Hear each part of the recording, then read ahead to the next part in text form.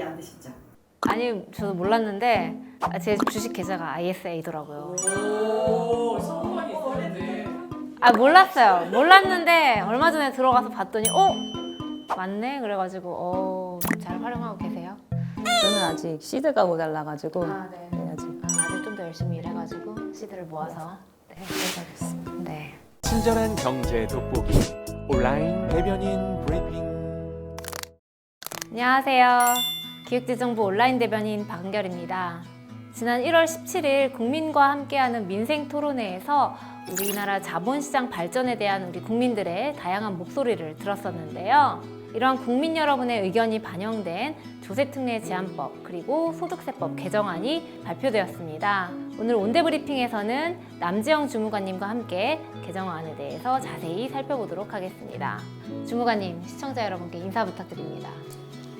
안녕하세요. 금융세작가 남지영입니다. 네, 이번 조세특례 제한법 그리고 소득세법 개정안에서 가장 눈에 띄는 건 ISA 계좌에 대한 세제 지원이 확대된다는 건데요. ISA 계좌 모르시는 분들도 있을 것 같아요. 시청자 여러분께 간단한 설명 부탁드릴게요. 네, IS 계좌는 개인종합자산관리 계좌를 말하는데요. 한 개의 계좌에서 주식, ETF, ELS 등 다양한 금융상품을 투자할 수 있고 그 계좌에서 3년 이상 가입 시 발생한 이자소득, 배당소득 등에 대해서 비과세 혜택과 분리과세 혜택을 받을 수 있습니다. 투자도 하면서 세금 혜택까지 받을 수 있으니까 그야말로 만능 통장인 것 같아요. 그럼 ISA 계좌의 세제 지원 어떤 식으로 확대가 되나요? 먼저 IS 계좌의 납입 한도가 늘어납니다.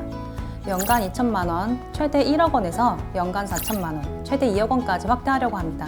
납입 한도뿐만 아니라 IS 계좌를 통해 벌어들인 배당, 이자 소득에 대한 비과세 한도도 커지는데요.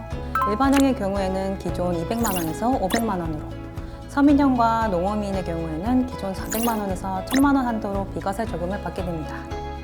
비과세 한도가 2배 이상 늘어나서 절세 혜택을 확실하게 누릴 수 있을 것 같아요. 맞습니다. ISA 만기까지 발생한 이자 배당 소득의 누계액이 1천만 원인 경우를 가정하면 400만 원까지는 세금을 내지 않고 초과분 600만 원에 대해서는 9.9%의 세율로 과세되어 59만 4천 원을 내야 하지만 개정 이후에는 1천만 원까지는 세금을 내지 않으므로 세금은 0원이 됩니다. 세금이 되게 많이 내려가네요. 예시를 들어보니까 더 와닿는 것 같습니다. 그럼 가입 대상은 여전히 변함이 없는 건가요? 기존 IS 계좌는 만 19세 이상 거주자이거나 근로소득이 있는 만 15세 이상 거주자로 직전 3년간 금융소득 종합과세 대상이 아니어야 가입할 수 있었습니다. 하지만 신설 예정인 국내 투자형 IS는 금융소득 종합과세자도 가입이 허용됩니다. 새로 신설되는 국내 투자형 ISA, 이건 어떤 상품인가요? IS의 한 유형으로 국내 상장 주식과 국내 주식형 펀드에만 투자가 가능한 상품으로 국내 투자형 ISA는 국내 자본시장 활성화를 위해 새롭게 도입되는 제도입니다. 일반 ISA보다 2배 더 큰 금액인 일반형은 1천만 원까지, 서민형은 2천만 원까지 비과세 한도가 적용될 예정입니다. 네, 이번에 발표된 내용을 살펴보니까 개인 투자자들의 걱정을 덜어주는 또 하나의 제도가 있는 것 같아요. 금융투자 소득세 폐지. 이 내용이 눈에 띄는데 어떤 내용인가요? 금융투자 소득세는 주식, 채권 등의 투자로 얻은 일정 소득에 대해 과세하는 제도인데요. 원래는 2025년도에 시행을 앞두고 있었으나 금융투자 소득세 도입이 우리 자본시장에 미칠 수 있는 부정적인 영향 등을 고려하고 국내 자본시장의 상생 발전을 위해 폐지를 추진합니다.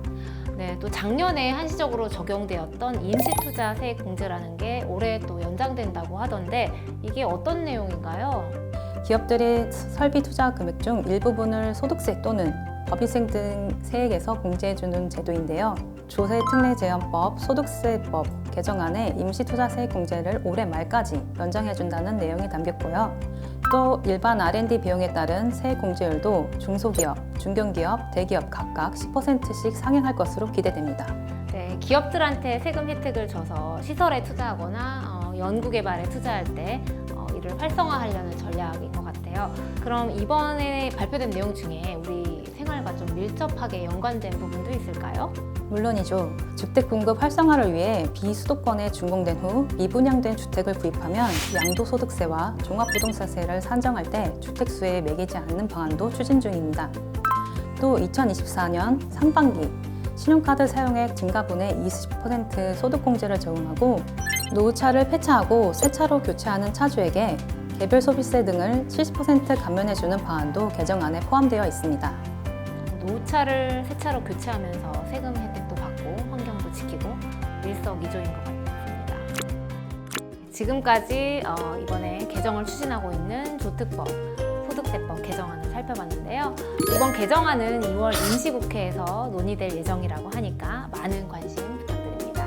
그리고 온대브리핑에도 많은 관심과 응원 부탁드리면서 구독과 좋아요, 알람 설정까지 잊지 마시길 바랍니다.